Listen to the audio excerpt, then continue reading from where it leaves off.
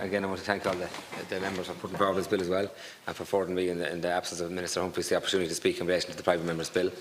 Minister Humphreys would like to be here herself to talk it through with you, but certainly would be happy to engage with you at a later stage. Sorry, Minister Humphreys can't be here, but I'll outline her views on it at the moment, but she will be happy to engage with you as well at a later stage, as we do bring forward change in this area too. So, but she's sorry she couldn't be here tonight. Minister Humphreys and Minister Breen and the Department are acutely aware of the continuing importance of the cooperative movement throughout Ireland, particularly to local and rural communities, and certainly most of us would be. Anyone that's been involved in politics or involved in the community would know the benefit they bring.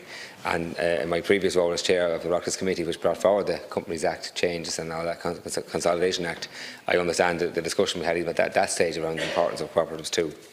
So while the Minister for Business, Enterprise and Innovation is sympathetic to the well-intended objectives of the private member's bill, she cannot support the bill in its current form. I'll outline why. Following the drafting and enactment of the Companies Act of 2014, which has been a priority for the Government and which forms the basis of Ireland's business regulatory environment, the Department of Business, Enterprise and Innovation has turned its attention to the review of the Industrial and Provident Societies legislation. The Industrial and Provident Societies Act 1893-2014 provide the statutory regulatory basis in Ireland for the formation and general operation of industrial and provident societies, which are primarily cooperatives. After various piecemeal amendments introduced over more than 120 years, most recently in 2018, the Minister believes that it is time to conduct a wholehearted review of what is largely Victorian statutory code, and in fairness, Deputy Connolly had probably addressed the similar desire yourself. The purpose of the comprehensive review is not only to consolidate and modernise the existing legislation, but also to ensure an effective legislative framework suitable for the diverse range of organisations using the cooperative model in Ireland. As part of the root and branch review, the Department of Business, Enterprise and Innovation has conducted a public consultation on the operation and implementation of the Industrial and Provident Societies Act 1893-2014. Again, Deputy Connolly, you did represent yourself as well and said it was a worthwhile review, and I do acknowledge that. The results of this consultation were published on the Department's website in April 2018. The submissions to the consultation highlighted the need for a consideration of a wide range of issues, including providing cooperative societies with a distinctive legislative identity, reflecting the cooperative ethos, reducing the minimum number of members, facilitating electronic filing, and introducing audit exemptions in line with the approach taken in the Companies Act 2014. Section 2 of the bill proposes to reduce the number of members as a condition of registration of industrial and provident societies. While a number of submissions to the Department of Business, Enterprise and Innovation have suggested a reduction in the minimum number of members, there was no consensus on what this minimum number should be. The Minister fully recognises the importance of creating favourable conditions of encouraging a range of start-ups, including cooperatives. However, Minister Humphreys is of the view that this issue requires careful consideration, and further analysis is needed to ensure that any proposed changes do not have unintended consequences. For example, one of the issues that need to be considered is ensuring that the reduction in the minimum number of members does not act as an impediment to the establishment of viable and sustainable cooperatives with members who have the necessary skills to run the entities. Different approaches have been taken across Europe regarding the minimum number of members to form a cooperative, ranging from 1 in Finland to 10 in Poland. As part of the legislative review, the Department of Business, Enterprise and Innovation will explore the various policy options in relation to the optimum minimum number of members required to form a cooperative. The Minister is also cognizant of new EU anti-money laundering directives that are due to be implemented shortly in Ireland. Every Irish company, apart from those listed on a regulated market, an industrial and provident society, will be legally obliged to file their beneficial owners' details with the new register of beneficial ownership within 6 months of it opening. Failure to file within this 6-month period can result in the company or industrial and provident society being fined and prosecuted. Any person who holds or controls 25% or more of the shares or voting rights of a company or industrial and provident society, whether directly or indirectly, is a beneficial owner and is required to be registered with the RBO.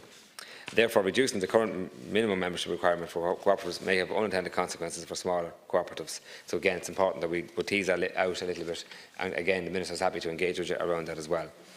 Moving on to Section 5 of the bill, it provides an enabling provision for the Minister to exempt by regulations specified classes of societies to file annual returns or certain specified classes of documents that would otherwise be required to be included as part of an annual return. The Minister has serious reservations with this proposal. The existing companies legislative framework does not provide for exemptions from filing annual returns, the exception being investment companies regulated by the Central Bank, which must, however, deliver financial statements to the Companies Registration Office. The only total exemption from including financial statements with the annual return of a company applies to unlimited companies. The cooperatives that are formed and registered in Ireland are limited liability entities.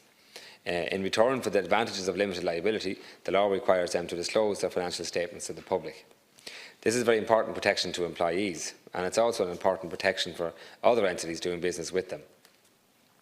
After all those entities have employees and suppliers of their own, and they're all part of the same cooperative. Without knowing the financial position of a cooperative, employees and others are asked to take a chance that a cooperative can pay their wages or its bills. The exemption, as proposed in the private members' bill, undermines transparency and trust, or potentially undermines transparency and trust, which are essential elements for the effective functioning of cooperative societies and which underpin the cooperative's principles of open membership and members' economic participation. In the interest of cooperative members and the public interest, the Minister cannot support this section of the bill as it currently stands. It should also be noted that no response to the public consultation requested exemptions from filing annual returns, as the private members' bill proposes. Some responses did, however, request the introduction of audit exemptions for cooperatives in line with the approach taken in the Companies Act 2014. This is an area that will be explored further under the comprehensive review. In relation to the proposed provisions for registration and filing by electronic means, which form the third element of the private members' bill, these are very positive proposals that the Minister agrees with, but they have been overtaken by events in months towards the end of 2018. As part of modernising the filing environment of the Register of Friendly Societies, which includes cooperatives, on 6 December 2018, Minister Humphreys launched the RFS online facility. The launch was attended by several cooperative stakeholders who are now using this new IT system to register new entities online and file annual returns and amendments to the rules of their societies electronically, make online payments for filings and other documents online. The fees for submitting applications to the RFS and the filing documents were also reviewed in August 2018 to bring them in line with similar fee types used by the Company Registration Office. The regulations included a provision for reduction in fees for documents filed online. I'm conscious that you did bring forward this bill prior to that in July, so I'm conscious of that too. I'm just stating that it has slightly probably moved on, but I do recognise that you were in with your bill in, I think it was July last year as well. In conclusion, Minister Humphreys would like to provide the introduction of more piecemeal, fragmented legislation in this important area. She is also concerned about the introduction of measures that could reduce transparency. The Minister considers that a more appropriate course of action is to consolidate into one statute all existing industrial and provident societies legislation and modernise it to eliminate outdated provisions and align it with the realities of the 21st century business and regulatory environment, which I understand, Deputy Connolly, is something that you would agree with as well. I do accept that you want to bring forward a smaller piece first of all, but I think we all share the view that it's important that we would have consolidation in this area too, so I think that much we probably will agree on. This will ensure a level playing field between cooperatives and the other legal options for structuring enterprise activities and to provide a conducive framework for the full potential of the cooperative model to be realised. For the reasons I have outlined, Minister Humphreys cannot support the bill. The Minister proposes to take account of the wide range of views expressed in the public consultation that has already been undertaken, including the well-intended proposals outlined in this bill, and she does recognise that the intentions here are absolutely genuine, and to bring forward comprehensive and reformed legislation in the area of industrial provident societies later this year.